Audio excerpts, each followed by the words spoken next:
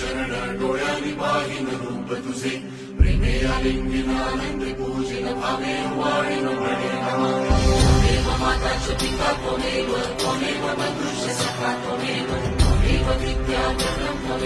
त्वमेव सर्वं मम देवदेव कायेन वाचा मनसेन्द्रियेण बुद्ध्यात्मना वा करोमि स्वभावं करोमि यत् सकलं